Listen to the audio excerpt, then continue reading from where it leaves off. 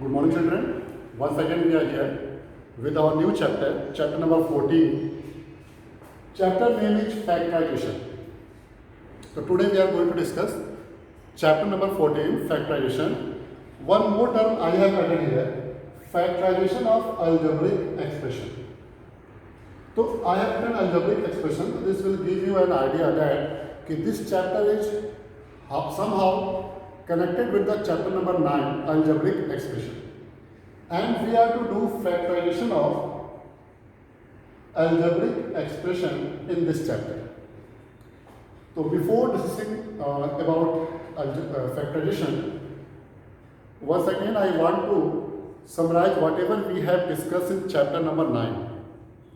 So as you know, chapter number 9 is based on algebraic expression, where we have discussed, we have learned what are the algebraic expression, how they can be added and subtracted, and how can they are multiplied and divided. There only we have discussed algebraic identities like a plus b ka whole square, a minus b whole square, and a square minus b square. So these 3-4 terms we have discussed in the previous classes, previous chapter, that is chapter number 9, algebraic expression. Now here, in this chapter, we are to deal with the factorization of algebraic expression. In previous classes, in class 6 and 7, 3, 4, 5, we have discussed about the factors. What are the factors and how to get factorization, and there only we have learned what are the prime factorization. So what are the factors? Factors, that means if a given number is divisible by any number completely or exactly, then the number is called as the factor of the given number. For example, as we have 12 and 12 is divisible by 4, 3, 2, 1, 6 and 12 itself. So these are the factors of 12. We have already known कि 1 and 12, that means कि 1 is the factor of every number and every number is the factor of itself. और उसके बाद से इसमें देख सकते हैं कि 2, 4, 3 और 6 ये भी क्या है 12 के फैक्टर्स हैं. तो this all we have discussed in the previous classes. Now today we are to discuss factorization of algebraic expression. तो फर्स्ट ऑफ ऑल हम बात कर लेते हैं कि फैक्टराइजेशन होता क्या है. ये आपको पिछली कक्षाओं में भी बताया गया है कि क्या होता है फैक्टराइजेशन. तो किसी दिए गए नंबर को उसके फैक्टर्स के प्रोडक्ट के फॉर्म में लिखना फैक्टराइजेशन कहलाता है. जैसे कि आपने 12 लिखना है, तो 12 के फैक्टर्स आपको मालूम है 1, 2, 3, 4, 6 एंड 12. तो 12 can be written as 1 into 12, can be written as 2 into 6, 3 into 4. So these all are the factorization of 12. But if you write 12 as 2 into 3, this also the factorization of 12, but this is the prime factorization. This factorization is prime factorization, because in this factorization only prime numbers are involved, 2 and 2 and 3. Here we can say 1 and 12, 12 is composite number, 2 and 6, 1 prime, 1 composite, 3 and 4, 1 prime, 1 composite. But here all the 3 are composite number, prime number.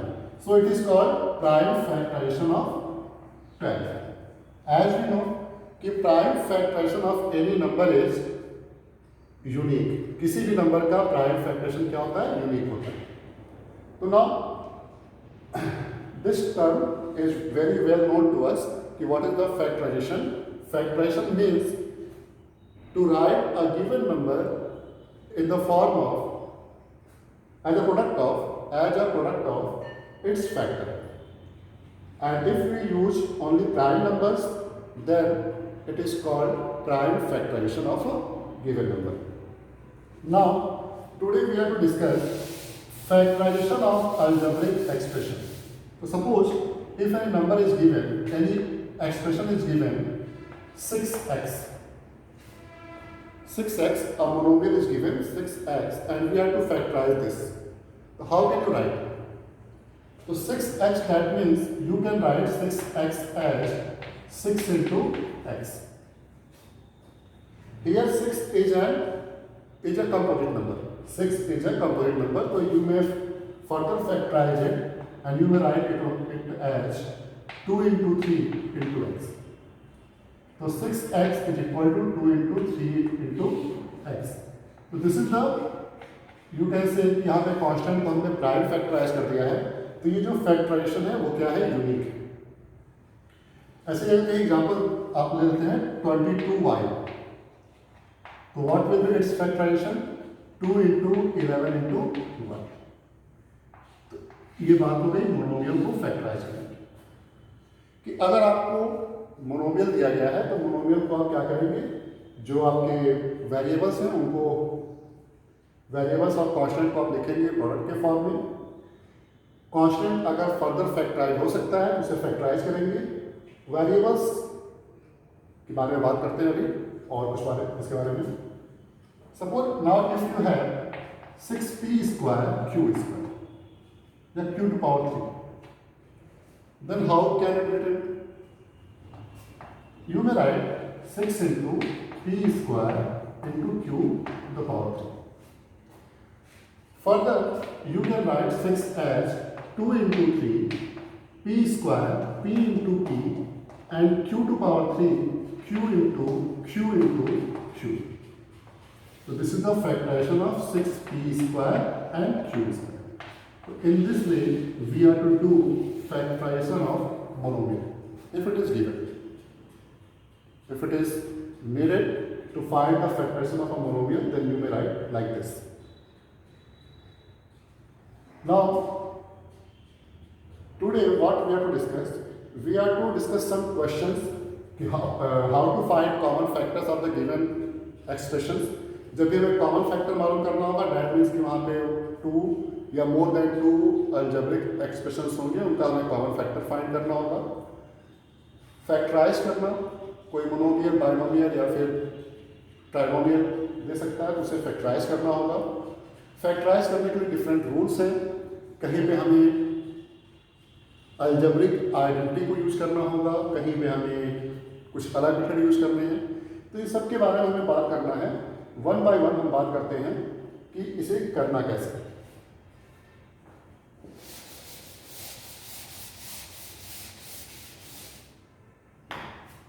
सबसे पहले हम बात करते हैं exercise number 14.1, question number 1.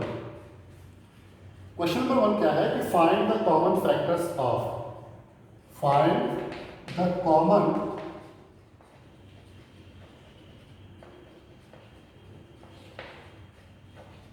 Factors, factor of. यहां पे याद रखिएगा कि जब भी हम कॉमन फैक्टर की बात करेंगे तो हम यहाँ पे हाईएस्ट कॉमन फैक्टर की ही बात करेंगे. अब क्या है कि पहला दिया हुआ है 12x एंड 36. ये दो एक्सप्रेशन दिए गए हैं. ये आपको मालूम है कि यहाँ पर कोई वेरिएबल नहीं है, डेट मीन्स कि एक कांस्टेंट है और ये क्या है आपका 12 into x है, ये आपका मोनोमियल. तो अब हमें इनके कॉमन फैक्टर्स फाइंड करना है. तो 12x can be written as 2 into 3 into x, and 36 can be written as 2 into 3 into 3. 2 to the 4 to the 12 into x, 2 to the 4 to the 12 into 3, 36. Now, what are the common factors, or you can say highest common factor?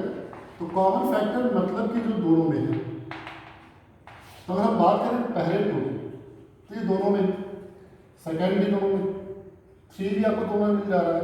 लेकिन चौथे में अगर देखते हैं तो इसमें 3 है और इसमें x है. तो ये पार्ट जो है आपका कॉमन नहीं है, बाकी जो भी पार्ट्स है वो क्या है, कॉमन. तो आप क्या लिखेंगे, common factor is 2 into 3 that is equal to. Similarly अगर हम बात करें 14p³ और 28p² q², तो 14 P Q is equal to 2 into 7 into P into Q and 28 P square Q square equal to 2 into 7 into 7 P into Q into Q. तो 1 2 1 7 1 P and 1 Q. तो common factors क्या हो जाएंगे? Common factor is 2 into 7 into P into Q, that is 14 P Q is the common factor. Highest common factor बोल सकते हैं कि इस तरह से आप क्वेश्चन सॉल्व कर सकते हैं कि find the common factor of this one. तो फर्स्ट क्वेश्चन इज गिवन कि find the common factors of the given expression. तो we have to write the factors of factorisation of each term. जो भी term दिए गए होंगे उनका हम फैक्टराइजेशन लिखेंगे। उस फैक्टराइजेशन में हमें ऑब्जर्व करना होगा कि कौन सा टर्म कौन सा फैक्टर कॉमन है। जो कॉमन होगा उसे हम प्रोडक्ट के फॉर्म में लिखेंगे और उसे मल्टीप्लाई करके आंसर फाइंड करेंगे। नाउ कब आता है question number 2।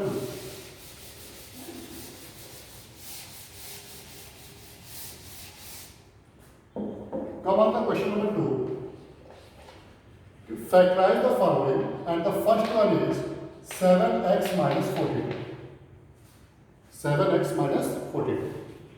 So here a binomial is given 7x and 42.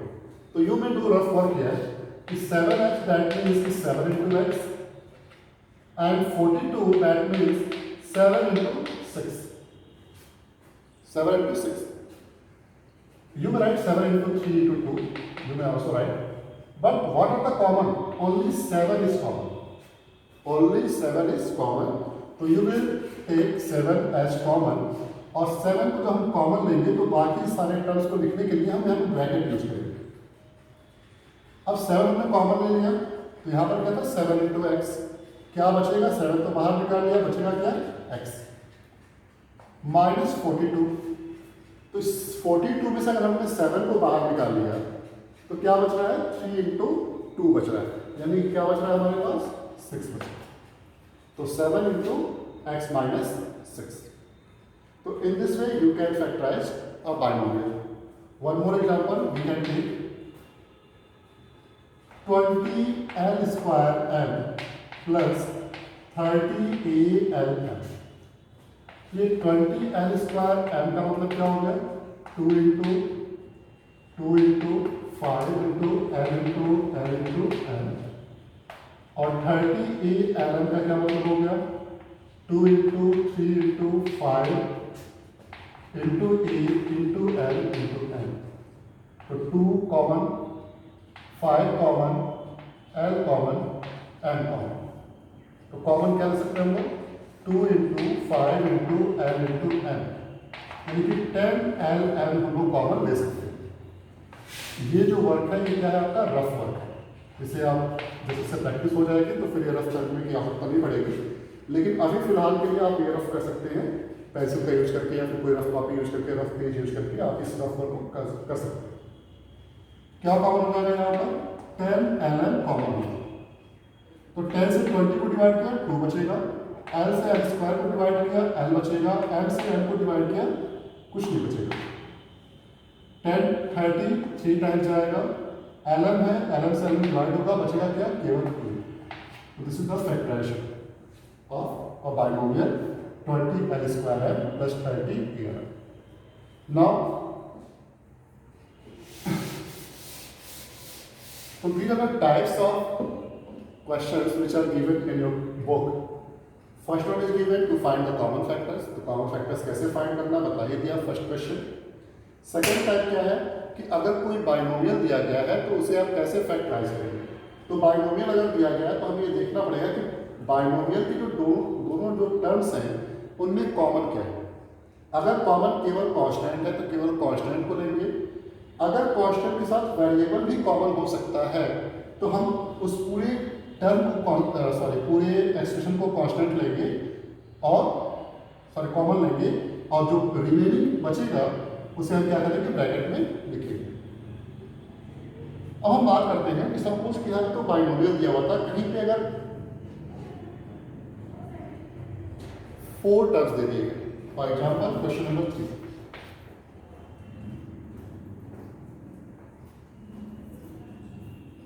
For example question number 3 क्या है दिया हुआ कि X square plus X Y plus 8x plus 8y, and suppose we are to factorise this.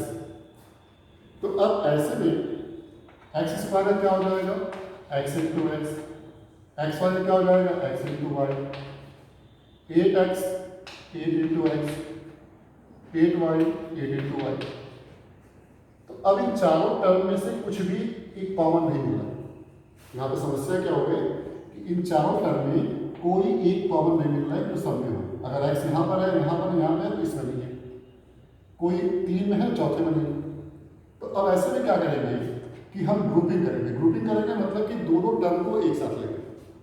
तो हमने पहले ले लिया X square plus X Y को एक साथ ले लिया, और 8x प्लस 8y को हमने एक साथ लिया। अब एक्स स्क्वायर और एक्स वाई में क्या कॉमन है, x कॉमन है, x को बाहर लिया, क्या बचेगा x, और यहाँ क्या बचेगा y। सिमिलरली इधर वाले से 8 कॉमन लिया, क्या बचेगा x प्लस वाई। अब ये दो टर्म में कॉमन क्या है, x प्लस वाई दोनों में कॉमन है। तो x प्लस वाई को हमने बाहर निकाल दिया, क्या बचेगा, पहले वाले से बचेगा केवल हमारे पास x, और यहाँ से हम x प्लस वाई को बाहर निकाल लिए तो क्या बचेगा प्लस। तो ये फैक्टराइजेशन हो गया बाय रीग्रुपिंग। कुछ और एग्जाम्पल देख लेते हैं हम लोग।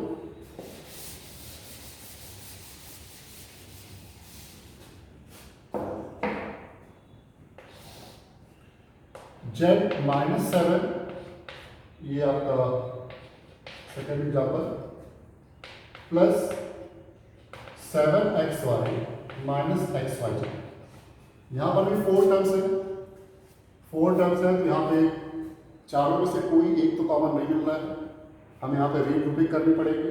रीग्रुपिंग करने के लिए क्या करेंगे, z-7 को एक साथ ब्रैकेट में कर लिया, और 7xy माइनस xyz को एक साथ कर दिया ब्रैकेट। अब क्या है यहाँ पे z-7 है, ठीक है, इसमें तो कुछ कॉमन नहीं, उसको छोड़ दिया।